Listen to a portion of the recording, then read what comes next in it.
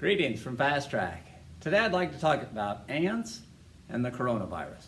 Now those two don't seem to go together, but the fact is ants are the most dominant species on the planet. They dominate species because they work together as a team. They're all working together as a group to achieve a common goal. Humans are very similar. We are the dominant species in our size bracket because we work together. We work as a team. My concern is with the coronavirus, what you're seeing are bad sociologic trends. You don't ever see sociologists get interviewed. You keep hearing from epidemiologists only. To try and define humans by one parameter, if we're only going to look at epidemiology only, this is a huge mistake. The fact is there's a lot of societal implications that occur when you make decisions.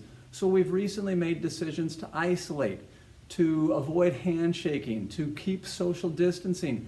These are all things that are greatly detrimental to society. If we look at suicide rates, the fact is 47,000 people commit suicide every single year. The coronavirus has killed 65,000 to date. Granted, that's more, but suicide's doing this year after year, killing 47,000. The fact is suicide rates are up 33% since 1999. It's growing exponentially. The problem is that people are getting more detached. And this is no more obvious than today when we're creating these social barriers. The fact is you're not seeing sociologists interviewed, and this is a huge mistake. Humans are very complex. Society is complex. You cannot make a decision just based on one factor, epidemiology only. You can't do that. We've got to look at the whole thing.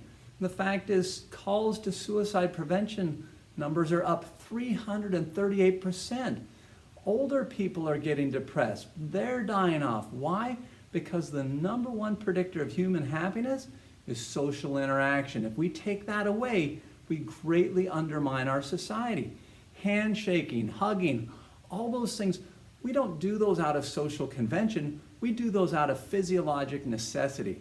The fact is chemistry in our brain changes and is improved when we do interact with other humans. There's a bonding. When you see an old friend, you feel compelled. You have to go grab hold of their hand or give them a hug.